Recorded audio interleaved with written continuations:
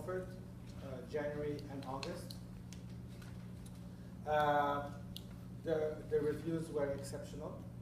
The only things that were a little bit negative, but not much negative, were about people not being fully satisfied with their grades because of, you know, if during the 5 days you don't participate, your group doesn't participate well, you don't make a case that, you came up with something that is valuable, you didn't go through the motions. It's not so much that you find a great idea, it's that you go through the motions and participate. You may not get the grade that you want, but I didn't hear that the grades were bad or it was, it was a very hard course to get a good grade in. But it's a mix of things. You do these class exercises, you write these quick reports from one day to another, you report to class, you present, you participate. It's a mix of things. And as I said, there is an infrastructure around the professor so that the whole week is captured in a way to try to translate in a grade. But obviously it's not a perfect thing, the same way operations consulting is not a perfect thing. Yeah. I took launching new ventures this semester, MBA courses. Yeah. Actually the same idea, does it make sense? I think if you took launching new ventures, how many took launching new ventures? You are the only one. Okay, so I would actually probably go to the business school and ask the question. I do know that in the business school they think of these two courses as two different courses, and they have students who take both courses. But the method, the Lean Launchpad method, is a unique method. But you should go to the business school and ask. Yes? And how about the entrepreneurial business case for engineers? Is that redundant with Launchpad as well? Yeah. No. So for entrepreneurial business creation and managing technological innovation, certainly there is no overlap with Lean Launchpad. Yes? Is there a selection criteria for the Lean Launchpad? Yes. Because I think you have to sign up as a group of Yeah. 3 and then you pitch an idea as well. Yes. So not All the details about that will be sent. Now it's just ramping up interest, okay, creating demand. And then you will get information about what you would need to do. It's not a crazy thing. It's not like a crazy application that will take a week of your time. It's absolutely not that. But it's something that gauges some interest. The shopping period is no shopping period. If you state your interest and you're selected, if you don't show up, we will murder you.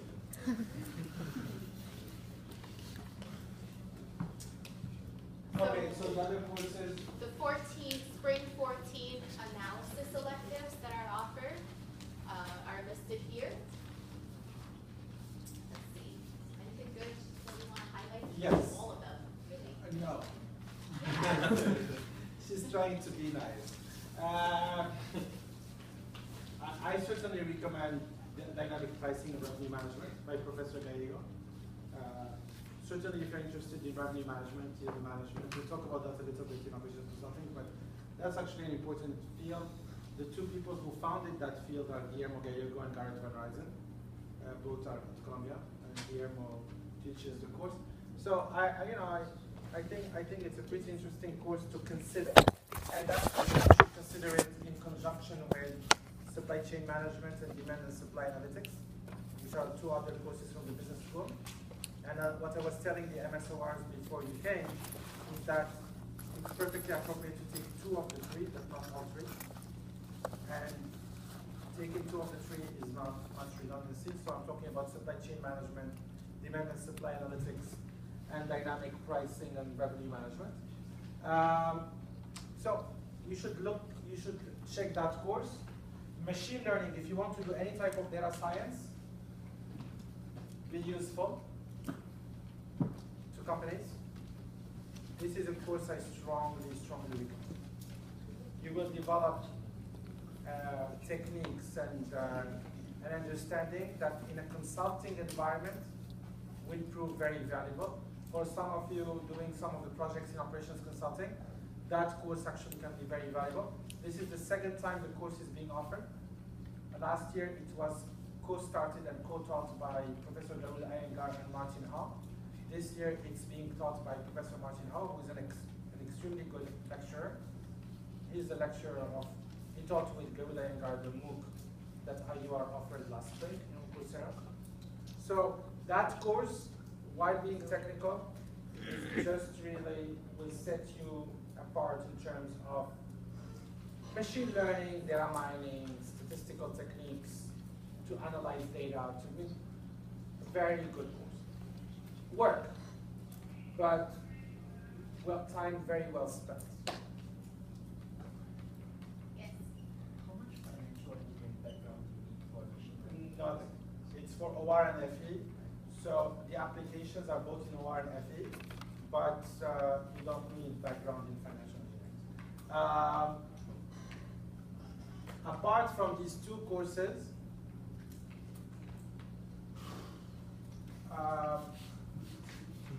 my next two for you guys would be service engineering and production scheduling, as being a little bit more theoretical, meaning you learn doing methods in service engineering. Is it Ward? Yes. So Wardwit is the preeminent person at Columbia and probably around the world when it comes to tuning models for call centers. So it's not exactly,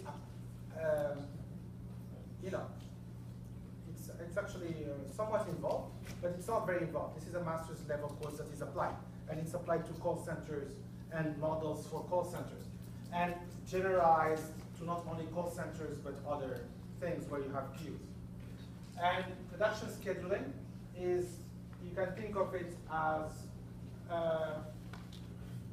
on the conceptual side, on the quantitative side, as a more advanced version of deterministic models, but with applications to scheduling. Okay, scheduling projects, courses, Yeah. whatever. Production. It's not only production. It's actually, it's called production scheduling, but it's actually scheduling in multiple applications. So I saw a few students giggle when Professor Kashani mentioned that it's an extension of optimization. Let me caveat that a little bit. So I took both optimization as well as scheduling. I didn't do all that hot in optimization, but I loved scheduling. I think scheduling was one of the courses that I still use a lot today in terms of its theory, kind of the concept. And it's not only applied to production. I mean, that's one application of it because you can see machines and widgets and timing and you can visualize it, but it could be applied to course scheduling or anything with limited resources and resource constraints that you can apply it to. So it's a really good course. Professor Cliff Stein, our former chairman, teaches that course. He's also kind of the expert in algorithms. Plus, the course has as a group project involved as well, so you can really apply theory to an application. And then you have simulation, decision models, and Yes, logistics. there's a question. And so I'm taking production and operations management now. So what is the difference between There the is product- no overlap. No It's overlap. completely different. Completely different. Scheduling has, you know, Scheduling is down to, as an example, let's say you have 5 machines making iPads. You need to make 50,000 iPads. You have to do it within a week. Each machine is going at a different speed. How would you do it? with some fixed With setup some- time, yeah. you have multiple type of products. That's just a very simplified example. Yeah, but it's basically optimization that includes mixed integer programming. So So it's like it's kind of a little bit like what I'm doing now in production management. you should look at the syllabus. Okay. It's very different. Yes. I noticed that you didn't say anything about simulation. So I mean, the thing is, I mean, I liked it too. so simulation is a requirement for MSOR, okay?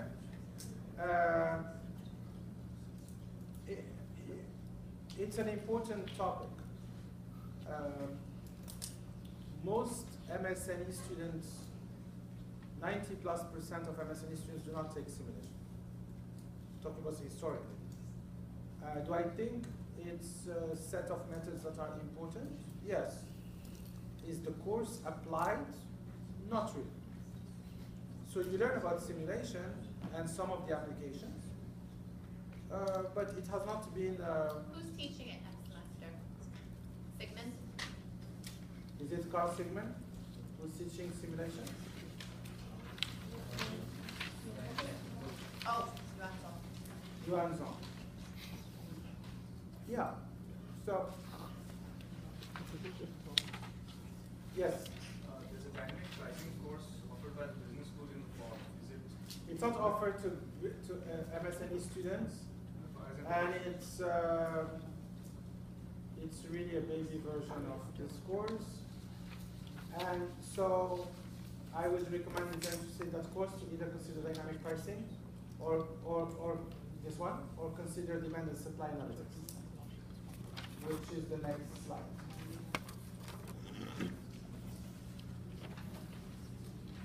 So, the three DRO courses. Yes, there's a question. Yeah. Decision models and application course says stochastic modeling is a prerequisite. I think with stochastic. Yes. Decision models. Yeah, decision models is an easy course. It's an easier course. It's a GPA enhancing course. That's why. But you have to do the work. That's why I did not recommend it. I don't believe in GPA boosting courses. Okay, I'm trying to maximize value for you. Your objective function is different. Yes? The managerial negotiation, which was offered for us in the fall, there's one in the spring semester in the business school. Would that count as a Yes. elective as well? So if you take the MBA equivalent of some of these courses, and as long as they're the MBA equivalent, you will count it as part Okay, so of it's the just as long as curriculum. it's a free credit course, it would fall under this. Yes, as long as it's the MBA equivalent. However, And the as long service, as you are able to get the seat in the course. Yeah, that's. There is I a think service. I think they have 6 or 7 different ones. yeah, there is a service operations course at the MBA level that's 5,000. That's not equivalent. So it's an 8,000 course. Yeah, it has to be equivalent in terms of its content and its scope. So these 3 courses are really good courses. Otherwise, you know, the sections from DRO that we get are again fairly expensive. So we are very selective in terms of the courses. These are really good courses. So I would recommend that you look at them. Let me ask a question. Service operations versus service engineering. Is there an overlap? Nada. 0. Okay? No overlap whatsoever. Okay? Any other questions? So if you are in Yes. fact interested in these courses, they're open to you as soon as Monday. However, the ORs will register on Tuesday. If you want a seat in these courses, get them on Monday. Yeah, so it happened again in the fall when people came crying, Professor Cotrone didn't get this course. And I was like empathizing with a couple of students. And then I went to Jenny and I said, you know, MSNE students don't get in MSNE courses, what's going on? Because they are slow, they don't read their emails, they didn't register with the priority they had, so ultimately some other students took the seats. So if you're interested in taking the courses, Monday is your day. Okay, don't For come these, for Yeah. the other ones as well, but Tuesday, Monday is the priority time for you to register. That's when no one else is registering and you have first dibs. If they're closed for whatever reason, it means your classmates took the seat, but you're all registering and starting at the same time. Tuesday, I cannot guarantee. Monday is really your time. Yes, sir. It wouldn't be fair for me to hold on the entire registration period to wait for you to register. Do it on Monday. Do it Yeah. on your smartphone. Yes, sir.